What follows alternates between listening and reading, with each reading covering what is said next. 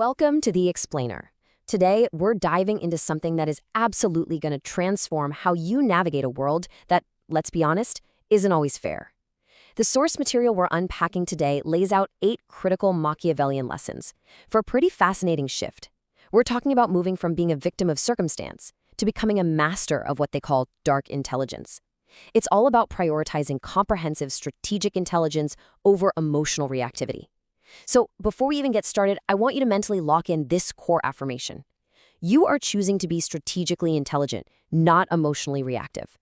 So let's kick things off by highlighting a massive mistake almost everyone makes. Most people, they just react emotionally. You know what I mean? They get angry in traffic, they argue with totally random strangers on the internet, they just drown in their feelings.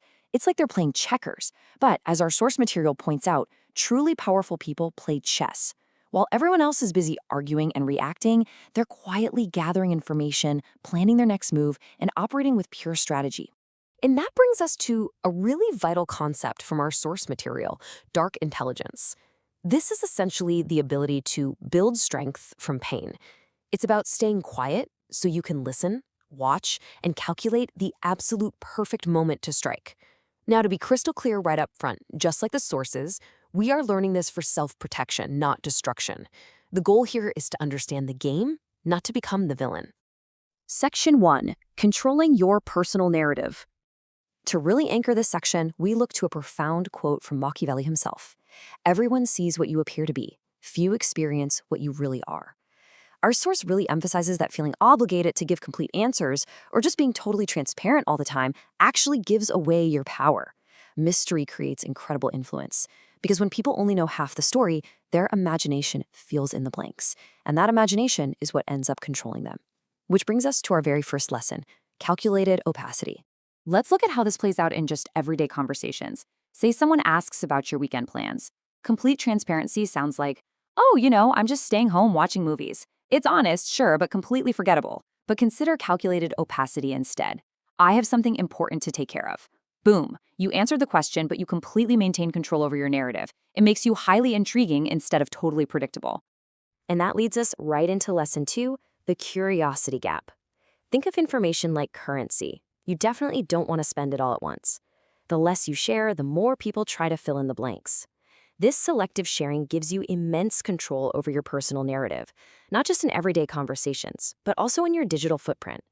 In a world where everyone is oversharing on social media, the person who strategically holds back their information, they stand out and become completely captivating. Section 2. Decoding human interactions. Here we have our third lesson, the concept of the adaptive persona.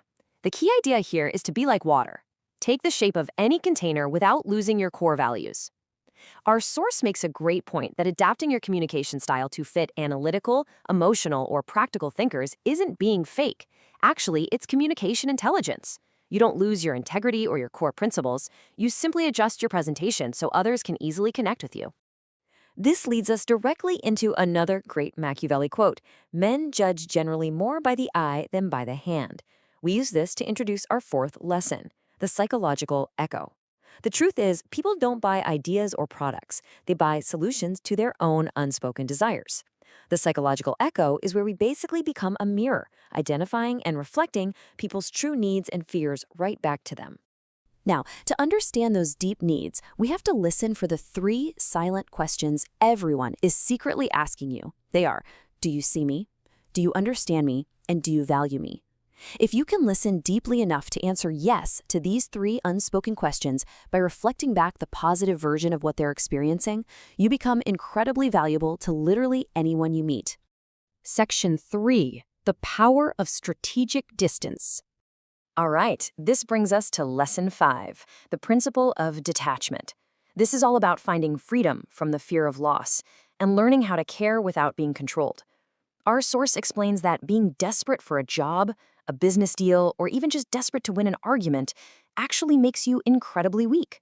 The person who holds the most power in any room or negotiation is always the person who isn't emotionally attached to the outcome and can comfortably just walk away. Building on that sense of distance, we have lesson 6, Silent leverage. This is the art of creating influence without saying a single word, making your mere presence shape the dynamic of any situation. So the crucial takeaway here is that real power actually whispers. It's not about making loud demands. It's about looking thoughtfully at someone, pausing for a few seconds before answering a difficult question, and just letting the silence do the heavy lifting for you. Of course, silent leverage requires a ton of patience. It's basically a three-step process. Number 1, you plant seeds of value. Number 2, you practice delayed gratification. And number 3, you watch people follow your lead willingly. It's about consistently solving problems until you become absolutely indispensable. You're earning loyalty and influence through your quiet, consistent actions, rather than demanding it right away. Section 4. Executing with ruthless focus. Okay, let's look at our 7th lesson, ambiguous morality. Now, I know that sounds intense, but it simply means focusing on pragmatic outcomes instead of always trying to look nice. The source discusses the harsh reality that pure moral clarity is kind of a luxury. Firing a toxic team member or telling a painful truth might not look very nice in the moment, but it is very often the pragmatic, long-term solution that actually gets the job done. And this builds directly into outcome obsession and the Pareto principle.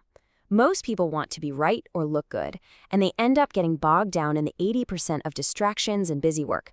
But outcome-obsessed individuals, they ruthlessly focus only on the 20% of strategic activities that drive actual results. They simply don't waste their time on unnecessary games.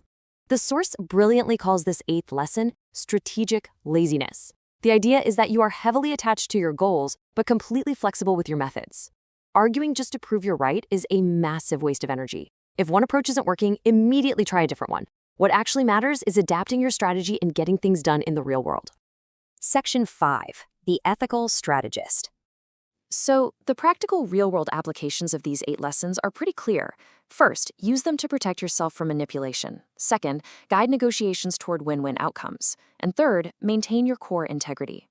I challenge you to pick just one of these 8 strategic traits we've covered today and practice it in your daily interactions for the next 7 days. Remember, this knowledge is a shield to protect your focus and goals. It's not a weapon. The source ends with a lingering provocation, and so will we. What kind of person do you choose to be? Will you be the one who constantly reacts and gets manipulated, or the strategically valuable person who actually understands human psychology well enough to navigate the world effectively? Take some time to reflect on using this strategic intelligence to become truly powerful and wise. Thanks so much for joining me on this explain.